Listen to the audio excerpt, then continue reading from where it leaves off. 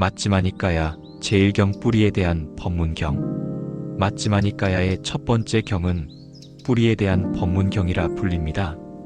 여기서 부처님은 존재의 근본을 어떻게 보는가에 따라 범부, 수행자, 그리고 부처님이 어떻게 다른지를 설하셨습니다.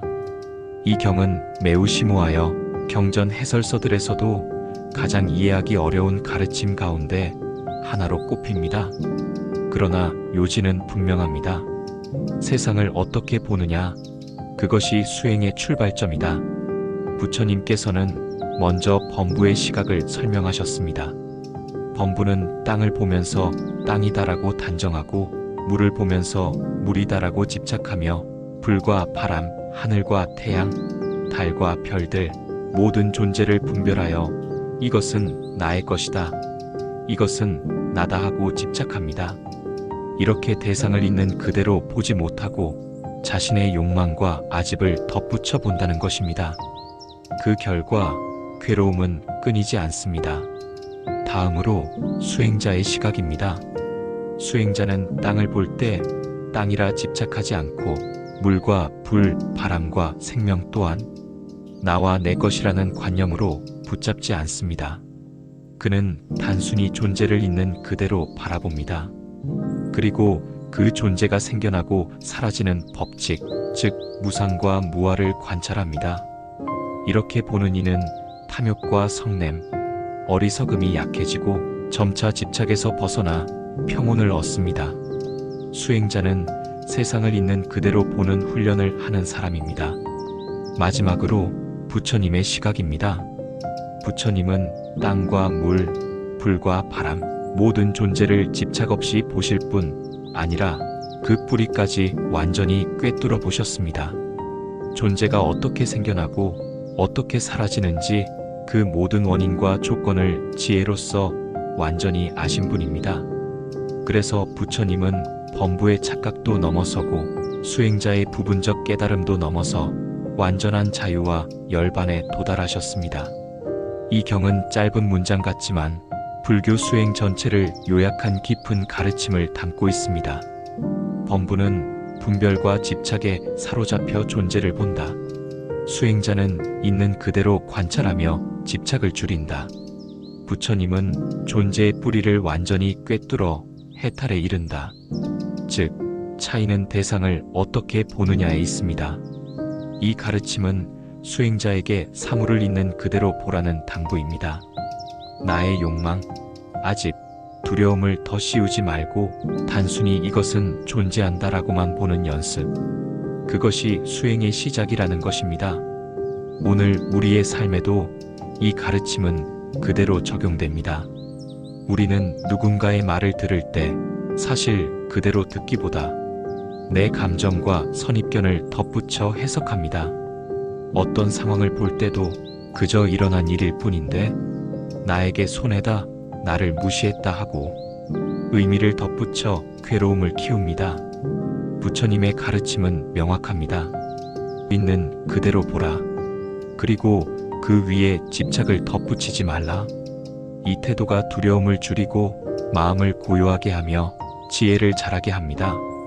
맞지마니까야 제1경, 뿌리에 대한 법문경. 부처님은 존재의 뿌리를 보는 지혜를 가르치셨습니다. 범부는 분별과 집착으로 보고 수행자는 있는 그대로 보며 부처님은 그 뿌리까지 완전히 꿰뚫어 보셨습니다. 우리에게 남은 길은 분명합니다. 사물을 있는 그대로 바라보고 그 위에 아집과 집착을 덧붙이지 않는 것. 그 길이 곧 괴로움에서 벗어나 평안과 해탈로 나아가는 길입니다.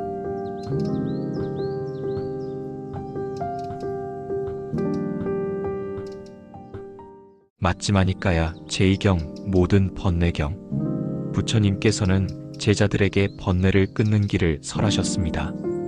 이 경은 모든 번뇌, 즉 마음을 더럽히는 흐름을 어떻게 다스릴 것인가에 대한 가르침입니다.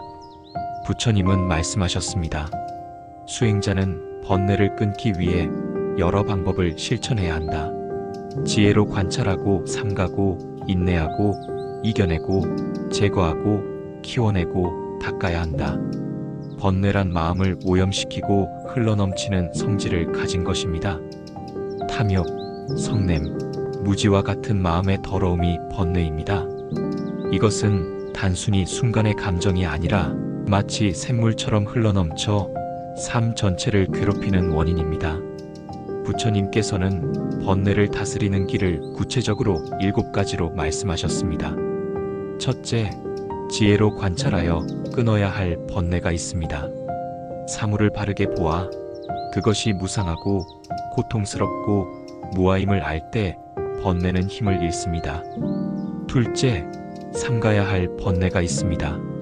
좋지 않은 환경이나 행위를 멀리하여 번뇌가 자라지 않게 하는 것입니다. 셋째, 인내해야 할 번뇌가 있습니다. 더위와 추위, 굶주림과 같은 어려움을 참고 견디는 훈련이 곧 번뇌를 약화시킵니다.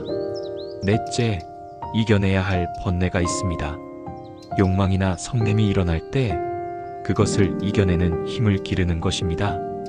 다섯째, 제거해야 할 번뇌가 있습니다. 바른 사유와 선정으로 마음에서 직접 제거해야 하는 번뇌가 있습니다. 이것은 단순한 억압이 아니라 지혜로서 사라지게 하는 수행입니다. 여섯째, 키워내야 할 것이 있습니다. 믿음, 정진, 지혜, 자비와 같은 선한 마음을 키워냄으로써 번뇌는 설 자리를 잃습니다. 일곱째, 닦아야 할 것이 있습니다. 계율을 지키고 선정에 들며 지혜를 닦는 사막이야말로 번뇌를 근원에서 소멸시킵니다. 정리하면 부처님은 번뇌를 끊는 길을 7가지로 말씀하셨습니다. 지혜로 관찰한다. 삼가고 절제한다. 인내한다. 이겨낸다. 제거한다. 선을 키운다. 개정해를 닦는다. 이 7가지는 단순한 단계가 아니라 서로 연결되어 번뇌를 줄이고 지혜를 밝히는 수행체계입니다. 부처님은 번뇌는 스스로 흘러나오지만 그것을 다스리는 힘 또한 우리 안에 있다고 하셨습니다. 현대를 사는 우리에게도 번뇌는 여전합니다. 끝없는 욕망, 분노, 불안, 무지. 그러나 부처님의 가르침대로 알아차리고 절제하며 인내와 지혜를 기를 때 번뇌는 약해지고 마음은 고요해집니다. 이 수행은 일상에서도 가능합니다. 마음을 관찰하고 불필요한 욕망을 줄이며 작은 선행과 자비를 실천하는 것, 그것이 곧 번뇌를 다스리는 길입니다. 맞지마니까야 제2경, 모든 번뇌경. 부처님은 번뇌를 끊는 7가지 길을 가르치셨습니다. 지혜로 보고 절제하고 인내하고 이겨내고 제거하고 선한 마음을 키우고 개정해를 닦는 것. 이 길을 걷는 이가 곧 참된 해탈의 길을 따르는 사람입니다.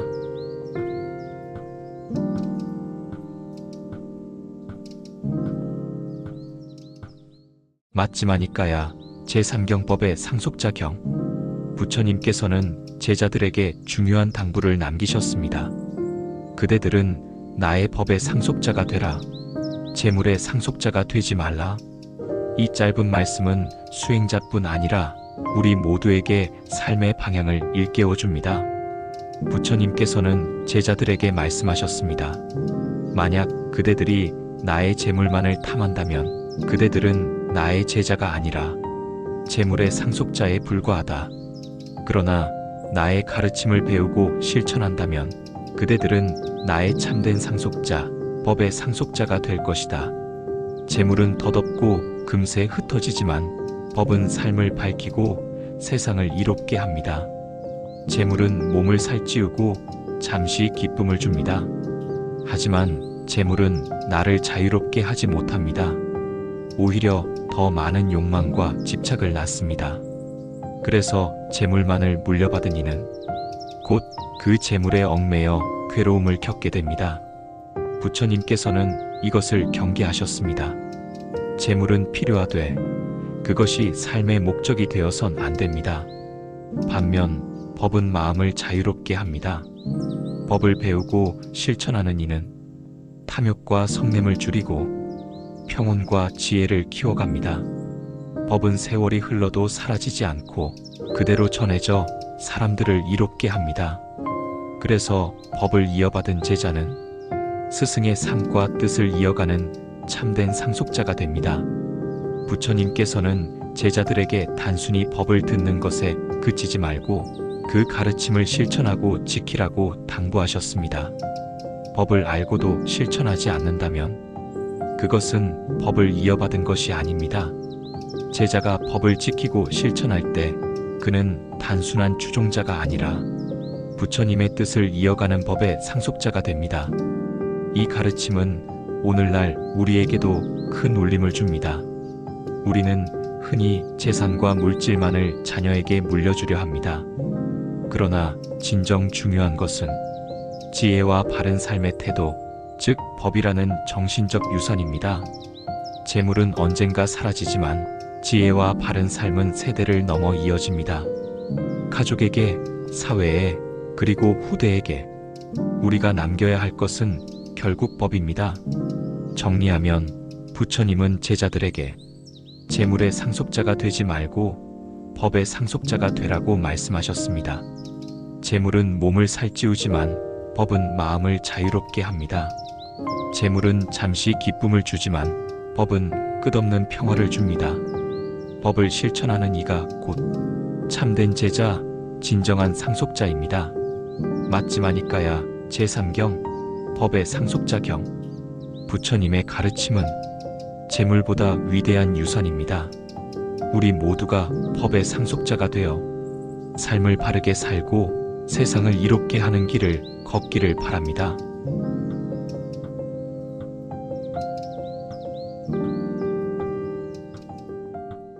맞지마니까야 제4경 두려움과 공포경. 이 경에서 부처님은 제자들에게 숲속 수행 중에 만나는 두려움과 공포를 어떻게 이겨낼 것인지 가르치셨습니다. 그것은 단순한 용기가 아니라 마음을 지혜로 비추는 수행의 길이었습니다. 사람은 누구나 두려움을 느낍니다. 깊은 숲속에서 바람이 흔들리고 짐승의 울음소리가 들릴 때 마음은 스스로 공포를 만들어냅니다. 부처님은 말씀하셨습니다. 두려움과 공포는 외부에서 오는 것이 아니라 내 마음에서 일어난다. 도망치면 두려움은 커지고 관찰하면 두려움은 사라진다. 부처님께서 출가하여 숲속에 홀로 머무를 때 밤의 어둠 속에서 공포가 일어났습니다. 그때 부처님은 도망치지 않고 그 자리에서 마음을 관찰했습니다. 이 두려움은 어디서 오는가? 실체 없는 그림자일 뿐, 내 마음의 집착과 상상이 만들어낸 허상일 뿐이다. 이렇게 직면했을 때 두려움은 힘을 잃고 사라졌습니다. 부처님은 제자들에게 말씀하셨습니다. 수행자는 두려움을 만나도 도망치지 말라. 그 자리에 앉아 마음을 비추어 보라. 그것이 두려움을 이기는 길이다. 이것은 단순한 담력 훈련이 아닙니다. 외부 상황과 싸우는 것이 아니라 내면의 집착과 환영을 꿰뚫어보는 지혜의 길입니다. 부처님은 두려움을 극복하는 힘을 개정해와 연결하셨습니다. 바른 행위를 지키면 양심의 가책이 사라져 두려움이 줄어듭니다. 마음을 고요히 하면 두려움에 휘둘리지 않습니다. 지혜로 사물을 비추면 두려움이 환영임을 깨닫습니다. 따라서 두려움을 이기는 힘은 밖이 아니라 내 안에서 자라나는 개정해에서 비롯됩니다.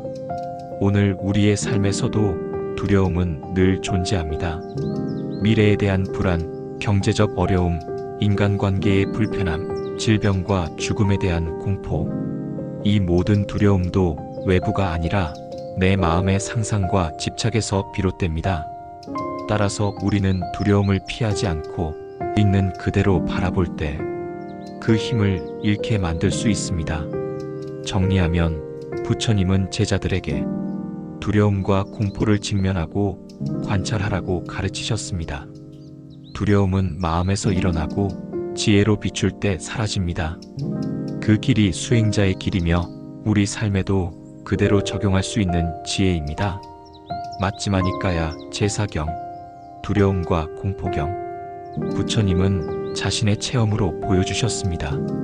두려움을 피하지 않고 직면할 때, 그 뿌리를 꿰뚫어 볼 때 마음은 고요해지고 해탈의 길은 열립니다.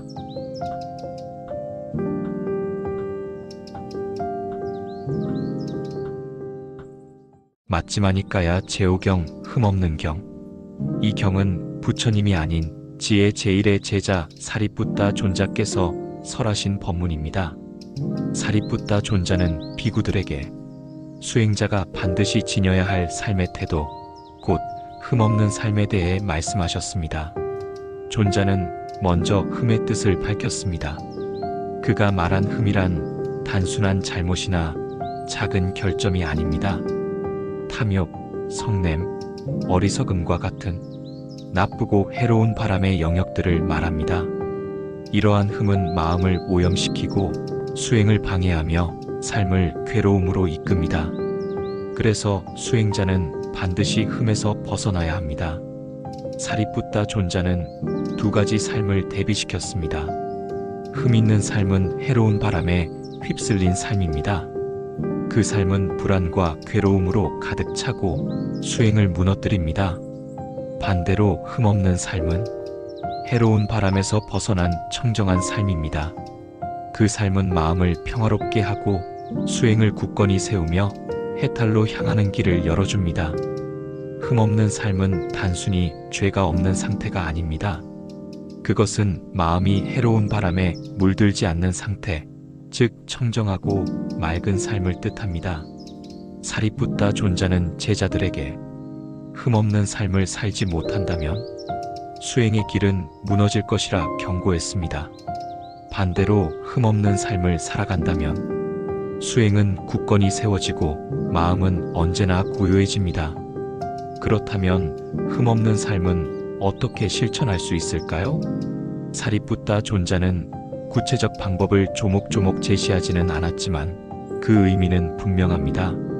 탐욕을 버리고 성냄을 가라앉히고 어리석음을 밝히는 삶. 다른 이를 해치지 않고 스스로를 속이지 않으며 마음을 고요히 하는 삶. 이러한 작은 실천이 곧 흠없는 삶의 토대가 됩니다. 이 가르침은 출가 수행자에게만 해당되는 것이 아닙니다. 우리 일상에서도 흠없는 삶을 실천할 수 있습니다. 말과 행동에서 거짓과 해로움을 줄이고 마음에 탐욕과 성냄이 일어날 때 그것을 알아차리는 것, 선한 마음을 키우고 타인을 이롭게 하는 작은 행동을 쌓는 것, 이 모든 것들이 흠없는 삶을 이루는 길입니다. 정리하면 사리뿌따 존자는 흠없는 삶을 강조했습니다. 흠이란 탐욕성 내머리석음과 같은 해로운 바람의 영역들입니다. 그 흠을 벗어나야만 수행은 올바로 서고 마음은 청정해지며 해탈의 길이 열립니다. 맞지마니까야 제오경, 흠없는 경. 사리뿌따 존자는 우리에게 이렇게 가르치셨습니다. 나쁘고 해로운 바람의 영역들을 떠나라. 흠없는 삶을 살라. 그 삶은 수행을 지키고 마음을 청정하게 하며 해탈의 문을 연다.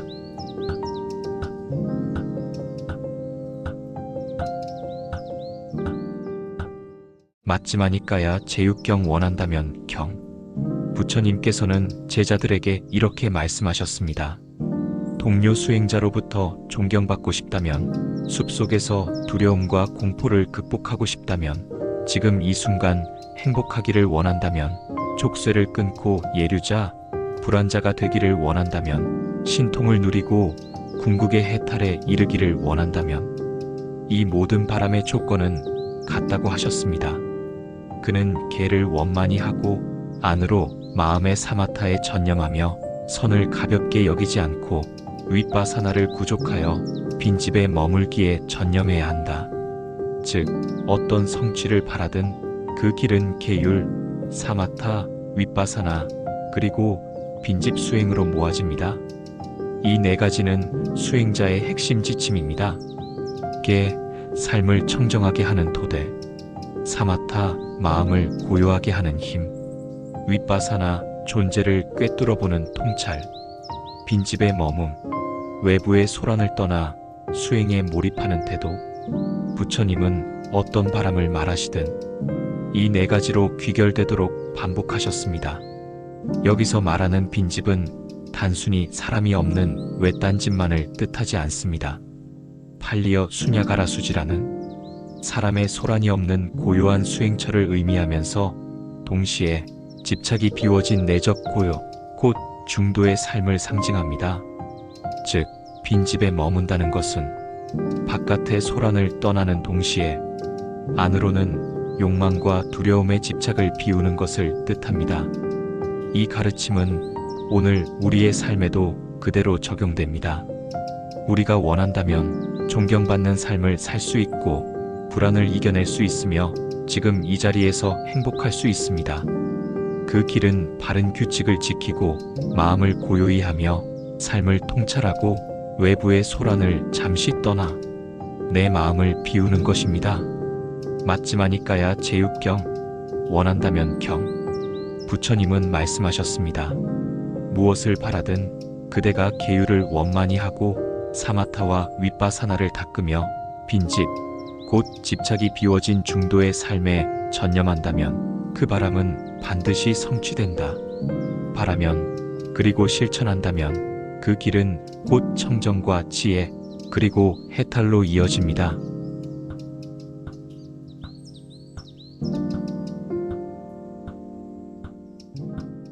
맞지마니까야 제7경 옥감의 비유경. 부처님께서는 제자들에게 마음의 청정함을 설명하시며 옥감의 비유를 드셨습니다.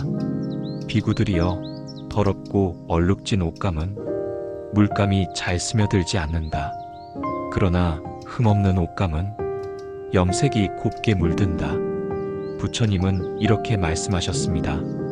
마찬가지로 마음이 탐욕, 성냄, 어리석음으로 더럽혀진 사람은 법문을 들어도 깊이 새기지 못한다. 그러나 마음이 청정한 사람은 법문이 곱게 스며들어 열매를 맺는다. 부처님께서는 마음을 오염시키는 16가지 얼룩을 말씀하셨습니다. 욕심과 그릇된 탐욕, 박애, 분노, 적의, 모욕, 야뽕, 질투, 인색, 속임, 사기, 완고함, 뻔뻔스러움, 자만, 거만, 허영, 방일. 이런 마음의 얼룩이 남아있다면 아무리 수행을 해도 올바른 열매를 얻기 어렵습니다. 그러므로 수행자는 먼저 자신의 마음을 씻어야 합니다. 욕심을 버리고 성냄을 줄이고 질투와 인색함을 떠나며 속임과 교만을 내려놓아야 합니다. 마음을 맑게 할 때 그 위에 법이 제대로 새겨집니다. 마음이 청정하면 법은 마치 맑은 옷감에 곱게 물드는 것처럼 수행자의 삶에 스며듭니다. 그는 법의 가르침을 실천하여 첫 번째 깨달음의 단계인 예류에 오르고 더 나아가 번뇌의 사슬을 끊고 열반으로 향하게 됩니다. 오늘날 우리 삶에도 이 가르침은 똑같이 적용됩니다. 마음이 분노와 욕망으로 가득 차 있다면 어떤 좋은 말도 귀에 들어오지 않습니다. 그러나 마음을 비우고 고요히 한다면 짧은 한마디도 깊은 깨달음이 되어 삶을 바꿉니다. 따라서 수행은 먼저 내 마음의 얼룩을 씻어내는 일에서 시작됩니다. 정리하면 부처님은 말씀하셨습니다. 더러운 옷감은 곱게 물들지 않는다. 그러나 깨끗한 옷감은 아름답게 빛난다. 마음도 이와 같습니다. 마음이 더럽혀져 있으면 법을 담을 수 없고 청정한 마음에는 법이 빛나게 스며듭니다. 맞지마니까야 제7경 옷감의 비유경. 부처님은 우리에게 가르치셨습니다. 먼저 마음의 얼룩을 씻어내라. 그래야 법이 곱게 스며들고 그 삶이 해탈로 향한다.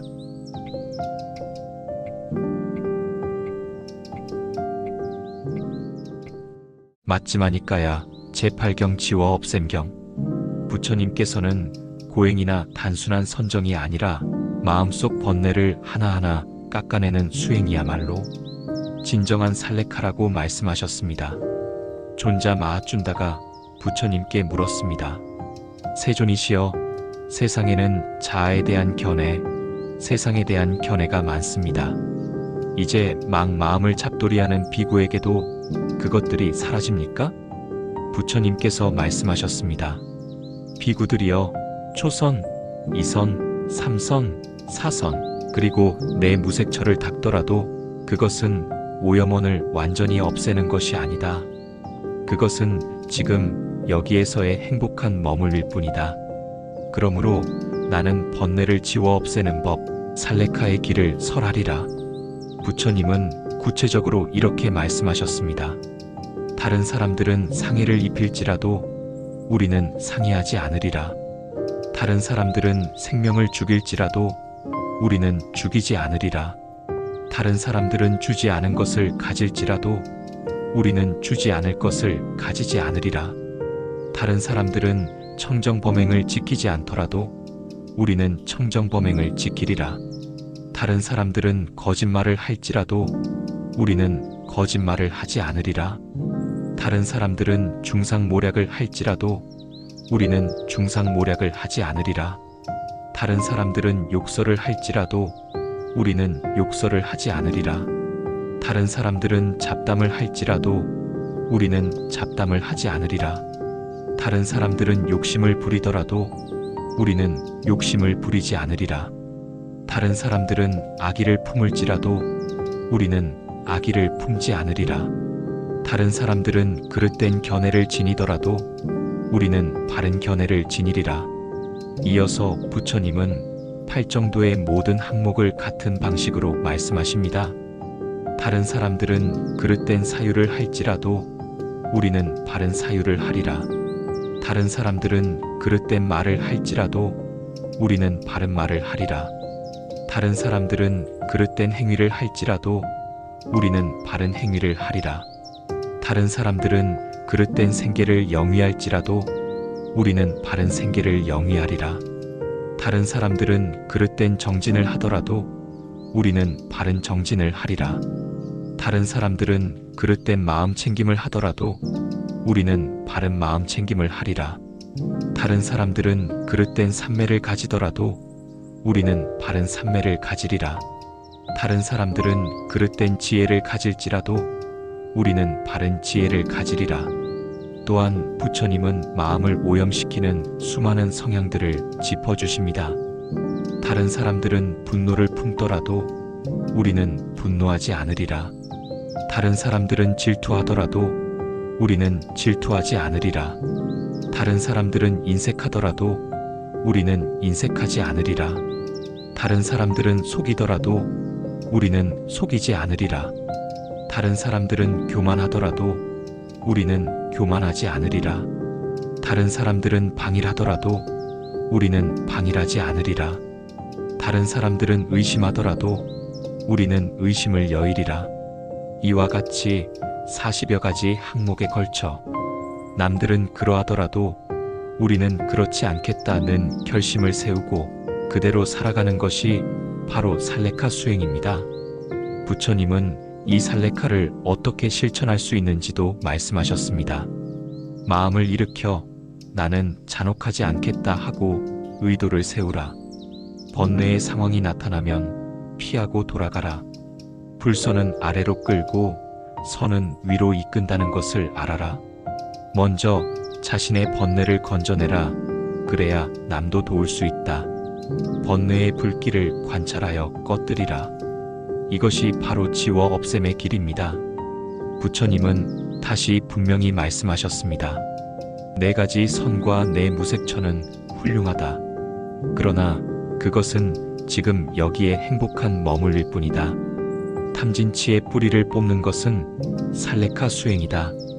즉 선정은 번뇌를 억누를 뿐 살레카는 그것을 뿌리째 뽑아내는 수행입니다. 맞지마니까야 제8경 지워 없앰경. 부처님은 말씀하셨습니다. 남들은 할지라도 우리는 하지 않으리라. 이러한 결심이 쌓여 탐욕성 내 머리석음이 깎여나가고 마침내 마음은 청정해지며 해탈로 나아갑니다. 오늘 우리 삶에서는 이렇게 실천할 수 있습니다. 남들이 분노를 퍼뜨릴 때 나는 자비를 택하리라. 남들이 욕심에 휩쓸릴 때 나는 만족을 택하리라. 남들이 방일할 때 나는 깨어있음을 택하리라. 이것이 번뇌를 깎아내는 살레카 수행이며 지금 우리에게 주어진 수행의 길입니다.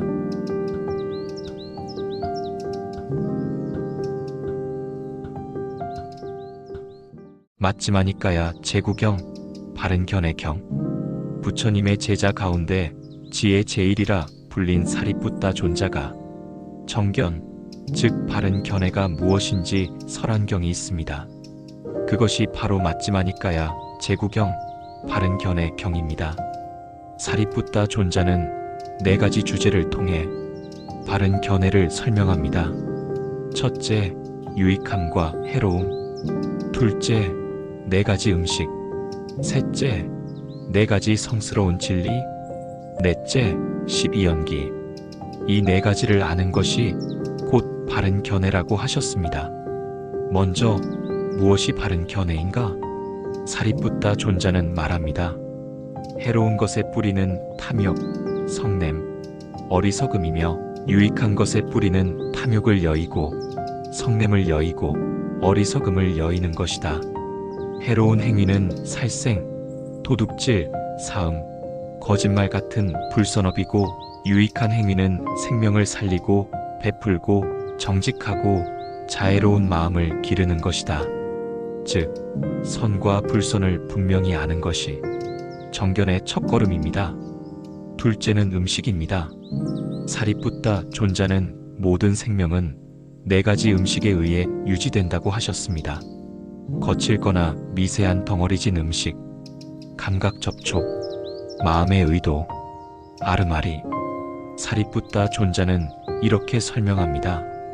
이 네 가지 음식이 조건이 되어 존재가 이어지고 집착이 생기며 괴로움이 일어난다. 그러나 이것들을 바르게 알면 그것이 괴로움의 원인이 되고 또 그것이 사라질 수 있음을 알게 된다. 즉, 음식에 대한 바른 이해는 삶이 어떻게 유지되고 괴로움이 어떻게 발생하는지를 통찰하는 길이 됩니다. 셋째는 사성제입니다. 사리뿌따 존자는 이렇게 강조합니다. 괴로움이 있다. 괴로움의 집이 있다. 괴로움의 멸이 있다. 괴로움의 멸로 이끄는 길이 있다. 괴로움이 무엇인지, 그 원인이 무엇인지, 그것이 멸할 수 있다는 것, 그리고 그 길이 팔정도라는 것을 아는 것. 이 네 가지 진리를 아는 것이야말로 바른 견해의 핵심입니다. 넷째는 12연기입니다. 사리뿌따 존자는 설명합니다. 무명이 있으면 행이 있고, 행이 있으면 식이 있고, 식이 있으면 명색이 있고, 명색이 있으면 유깁이 있고, 유깁이 있으면 촉이 있고, 촉이 있으면 수가 있고, 수가 있으면 애가 있고, 애가 있으면 취가 있고, 취가 있으면 유가 있고, 유가 있으면 생이 있고, 생이 있으면 늙음과 죽음이 있다. 이와 같이 괴로움이 생겨난다. 그리고 역으로 무명이 사라지면 행이 사라지고, 행이 사라지면 식이 사라지고 마침내 늙음과 죽음이 사라진다. 이것이 12연기의 소멸입니다. 따라서 12연기의 일어남과 사라짐을 아는 것이 바른 견해의 완성입니다. 맞지마니까야 제구경 바른 견해경. 사리뿌따 존자는 말씀하셨습니다. 유익함과 해로움, 네 가지 음식, 네 가지 성스러운 진리, 12연기를 아는 것이 곧 바른 견해이다. 오늘 우리에게 이 가르침은 이렇게 다가옵니다. 무엇이 삶을 해롭게 하고 무엇이 유익한지 분별하기, 무엇이 나를 지탱하고 괴로움으로 이끄는지 관찰하기, 괴로움은 원인을 알면 멈출 수 있다는 사실을 기억하기, 모든 현상은 조건 따라 일어나고 조건 따라 사라진다는 것을 보는 것. 이 네 가지 이해가 깊어질 때 비로소 우리의 견해는 바르게 서고 수행의 길은 흔들림 없이 열립니다.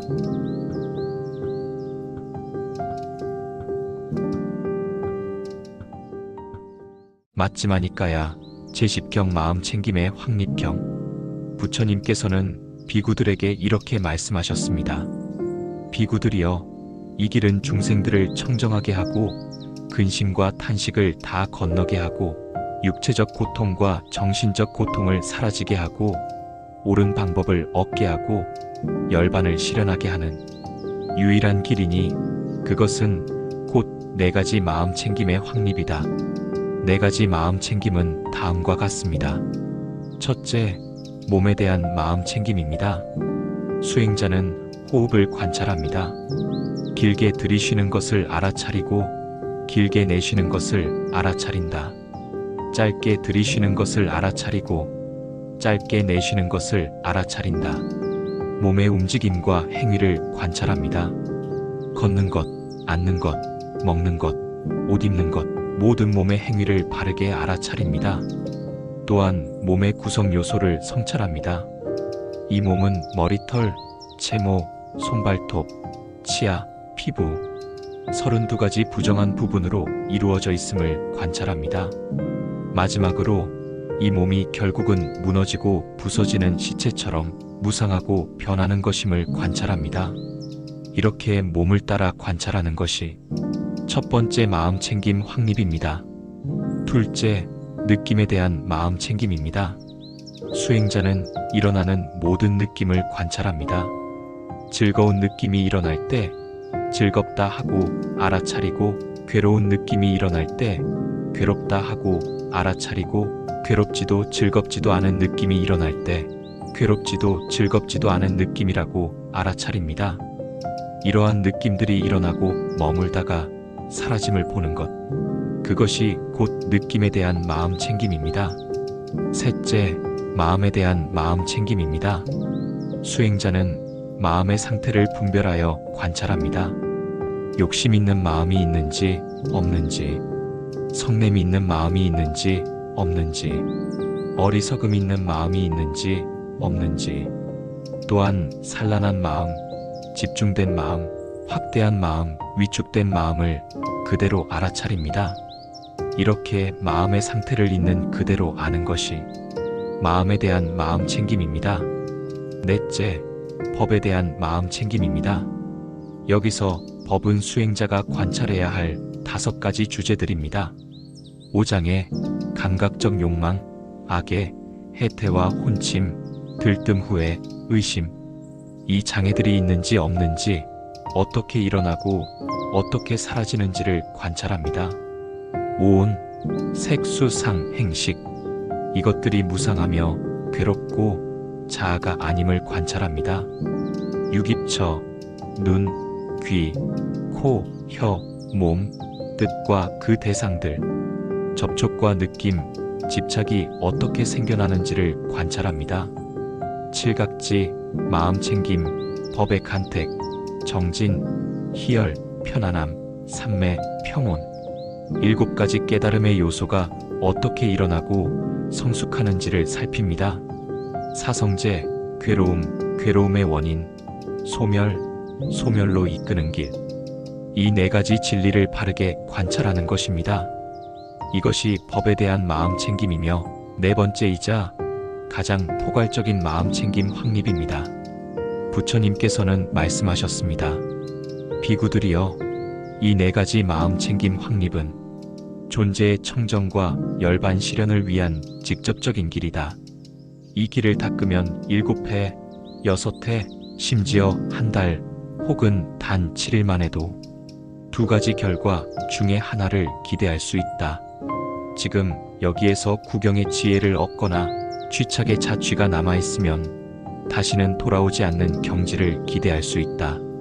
정리하면 몸을 관찰하고 느낌을 관찰하고 마음을 관찰하고 법을 관찰하는 것, 이 4가지를 통해 우리는 모든 현상이 무상하고 괴로우며 자아가 아님을 깨닫고 탐욕, 성냄, 어리석음을 여의며 해탈의 길에 들어섭니다. 오늘 우리에게 이 가르침은 이렇게 다가옵니다.